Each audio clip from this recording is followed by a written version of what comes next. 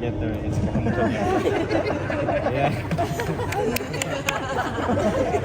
¡Vamos, mi gente!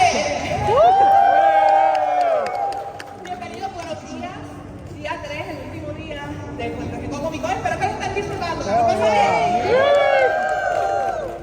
Mi gente, ustedes saben para qué estamos aquí, ¿verdad? Oh, yeah. Yo creo que vamos a empezar rapidito. ¿Están ready? Vamos a empezar por orden, ¿verdad? Yeah. ¿Qué tú sabes? Oh, no. First of all, oh my God. I don't want to cry, Dios mío. RWBY!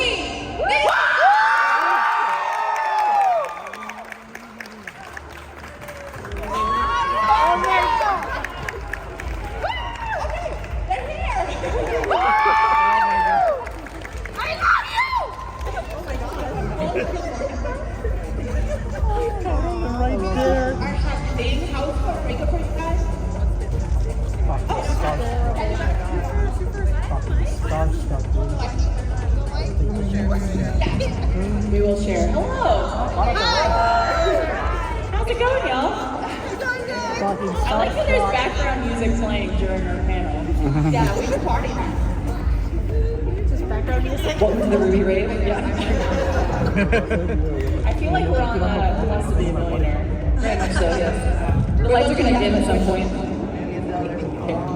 No, that's not funny. At least. I don't have to. Anyway. How are you guys? Great. How's everything? Awesome. Good. Muy buena. Okay, we gotta start by asking. It's been almost 10 years, or 10 years now, since RWBY started like a web show. What is the thing that still to this day blows your mind about starting? I feel like we're all going to have similar answers, but the fact that the show became as big as it is, we're very excited about RWBY. I think from the first RTX on, we went, oh my gosh, this is going to be way bigger than we expected it to be. So again, like we're here in Puerto Rico for a convention. We never thought that would happen. So stuff like this is just really overwhelming. Exactly, very, very similar to the fact that, the show reaches not the stateside U.S., but internationally, all over the world. Even here in Puerto Rico, I mean, this is awesome, but none of us have ever been to Puerto Rico. The fact that you guys watch RWBY is amazing, and we're super excited about it. So thank you.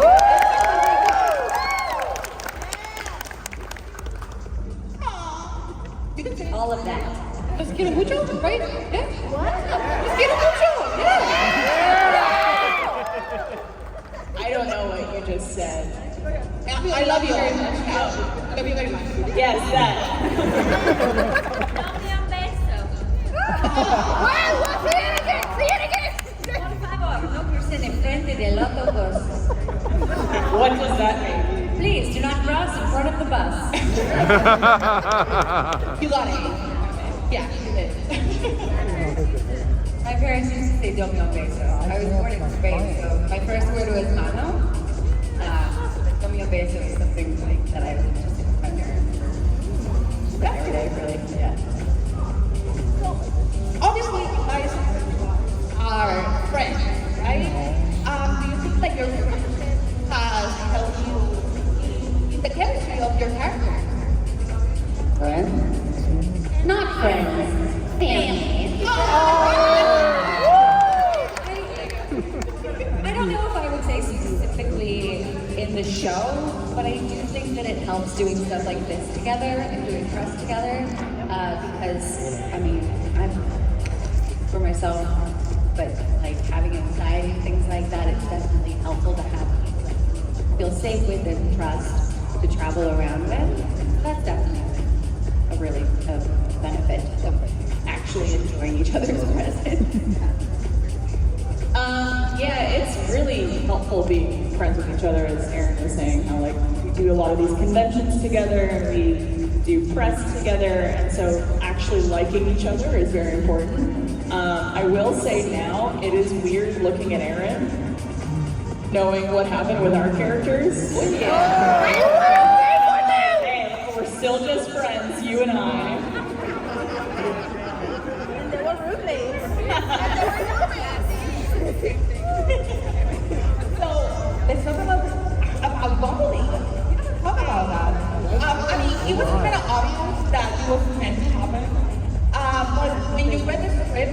action where you guys surprised?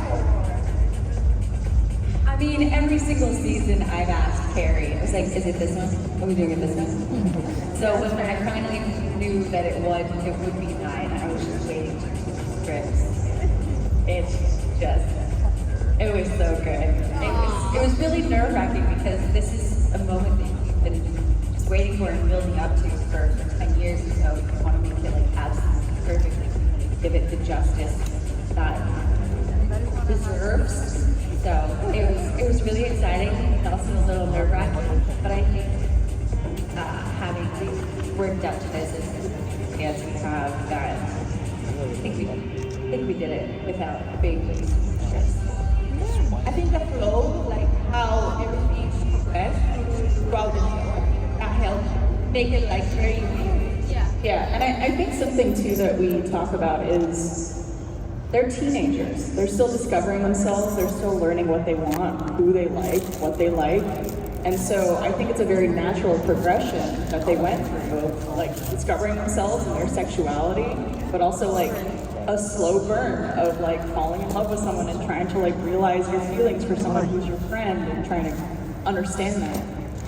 I remember recording the episode and knowing that it was season 9, episode 6. And I was like, it's like 69 in reverse. I just kept thinking that the whole time. In connection with that, I know that there's a lot of people who are really upset about like Black Sun, but I feel like what happened was just what happens with teenagers. Like obviously, that people can see like a chemistry that's happening there, but that, I don't know how to explain this very well. I'm not doing very well. Like people meet each other, and people like each other. People don't like each other, and I feel like Sun definitely really liked Blake, but I think Blake was going through such a thing at the time because she was going home to see her parents again after running away, being so anxious and upset and disappointed in herself. So she wasn't exactly focused on like, I love somebody. It was more like, let me love myself. So I can see it, but that's just how life is. Like, people go in and out of these relationships and navigate them, and that's just what growing up is. I think also, just from my perspective, like Sun, at the time that Blake really needed it, it was familiarity, it was camaraderie, and a shared culture too, so it made sense that they gravitated toward each other, but there was just a lot of connection between Yang and Blake that had already existed and was allowed to blossom, so.